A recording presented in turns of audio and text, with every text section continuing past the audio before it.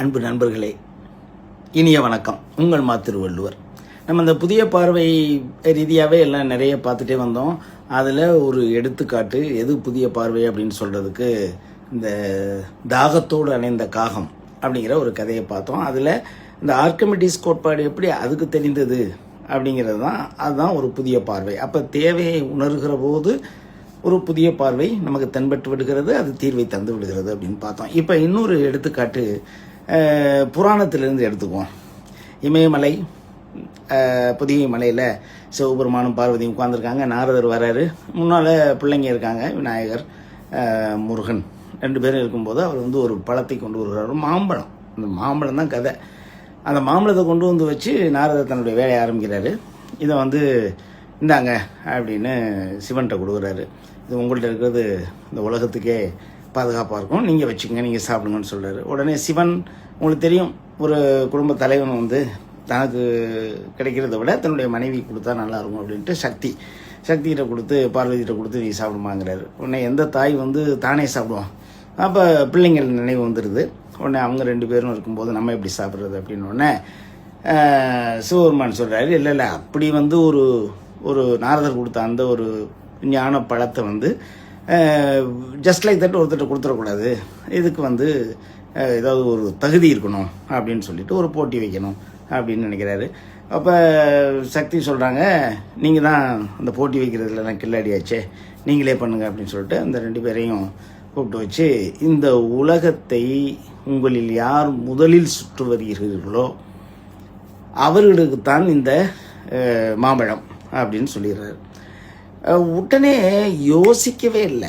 யார்கிட்ட பறக்கிறதுக்கு வாய்ப்புகள் இருக்கோ, வசதிகள் இருக்கோ, அவர் உடனே புறப்பட்டுறார். இளையவர் முருகன் உடனே மயில் மீது ஏறி பூமியை சுற்றி வந்ததாக நமக்கு கதை இருக்கிறது.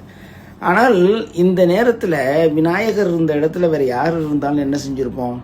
இது நம்மால் முடியாது, நமக்கு ஒரு எலி, ஒரு மூஞ்சூர் தான் நம்முடைய வாகனம், இந்த வாகனத்தை வச்சுக்கிட்டு நான் எப்படி பூமியை சுத்த முடியும் அப்படிங்கிற அந்த ரியாலிட்டின்னு சொல்கிறாங்கல்ல, இதுதான் நிஜம் அப்படிங்கிறத உணர்ந்து அமர்ந்திருப்பார். அது மட்டும் இல்லை, அவருடைய உருவ அமைப்பும் கூட என்ன செஞ்சுருக்கோம்னா நம்ம அப்படியே நதிக்கரையில் அமர்ந்த மாதிரி உட்கார்ந்துருக்கலான்னு. ஆனால் விநாயகர் அப்படி அமரவில்லை. ஏன்னா அவர் அண்ணன், மூத்தவர், தம்பி சுற்றி வரான், அவனுக்கு அந்த வசதி இருக்குது. இருந்தாலும் அந்த நேரத்தில் சிந்திக்கிறார், இது ஒரு சின்ன அவமானம் தானே, தம்பி ஜெயிக்கிற போது அண்ணனால் எப்படி பொறுத்துக்க முடியும்? அப்போ அவர் சிந்தனை, இந்த தீவிரமான தேவை, இதில் நம்மளால் வெற்றி பெற முடியாதா அப்படிங்கிற அந்த சிந்தனை, நான் சொன்னேன்ல, ஒரு தேவையை உணர்கிறார். அண்ணனாகிய நான் ஜெயிக்கணும், அப்போ என்ன வாய்ப்பு இருக்கும் இதில் அப்படின்னு யோசிக்கிற போது அவருக்குள்ள அந்த நமக்கு எல்லாம் தெரிந்தது அம்மையப்பன் என்றால் என்ன, உலகம் என்றால் என்ன, ரெண்டும் என்ன வித்தியாசம்னு கேட்டோன்னே, எனக்கு 2 பேரும் ஒன்று தான். அம்மையப்பன் தான் எனக்கு உலகம்னு சொன்னார். சிவபெருமானால் மறுக்க முடியல. உடனே பழத்தை அவர்கிட்ட கொடுத்துட்டாரு. முருகன் வராரு, கோவிச்சுக்கிறாரு, பழனிமலைக்கு போயிடுறாரு கோபத்தில். இந்த மாதிரி பெரியவர்களாக சேர்ந்து நடத்தின நாடகத்தில் எனக்கு அநீதி இழைக்கப்பட்டது, எல்லோரும் என்னை அங்கு பாருங்கள் அப்படின்னு சொல்லிட்டு போனதாக வரலாறு. ஆனால் அந்த பார்வை, அப்பா அம்மா தான் எனக்கு உலகம் அப்படின்னு விநாயகரை சொல்ல வைத்தது எது? அவர் யோசிக்கிறாரு, ஒரு உலகத்தின் தந்தையாக கருதப்படுகிற சிவபெருமான் இப்படி ஒரு போட்டியை வைப்பாரா? இருவருக்கும் சமமற்ற ஒரு போட்டியை வைப்பார். அன்றைக்கி நம்ம நீட்டெலாம் பற்றி பேசிகிட்டு இருக்கோம், சமமான நிலையில் இந்த போட்டி நடத்தப்படுகிறதான்னு. அது மாதிரி அந்த சிந்தனை, அப்பா உலக நாயகன் அப்பா வைக்கிற இந்த போட்டி சிவபெருமான் வைக்கிற போட்டியில் நிச்சயமாக பிழை இருக்காது அப்படின்னு சிந்திக்கிற பொழுது, இந்த நடக்க முடியாமல் இருக்கிற விநாயகருக்கு, ஒரு மூஞ்சூரை மட்டுமே தன்னுடைய வாகனமாக வைத்திருக்கிற விநாயகருக்கு தன் தாயும் தந்தையும் மட்டுமே உலகமாக இருக்க முடியுங்கிற அந்த சிந்தனை, அந்த ஞானம் அவருக்கு வருகிறதால அவருக்கு அந்த பழத்தை கொடுத்து, அந்த பழத்துக்கு பேரே ஞானப்பழமாகிவிட்டது.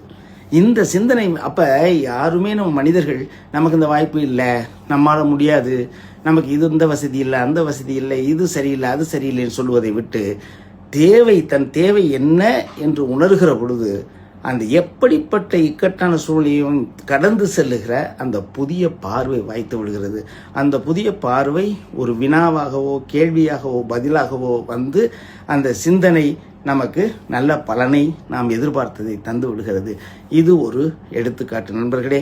ஆக இக்கட்டான சூழ்நிலைகளில் நாம் தேவையை உணர்கிற பொழுது, இது இல்லைன்னா நான் எப்படி இருக்க முடியும் அப்படின்னு நினைக்கிற பொழுது நமக்கான புதிய பார்வை நம் கண்களிலே தென்படும். நண்பர்களே, இந்த கதையோடு இந்த நிகழ்வை முடிவு செய்கிறோம். பிறகு அடுத்த காணொளியில் சந்திப்போம். நன்றி நண்பர்களே. உங்கள் மா. திருவள்ளுவர்.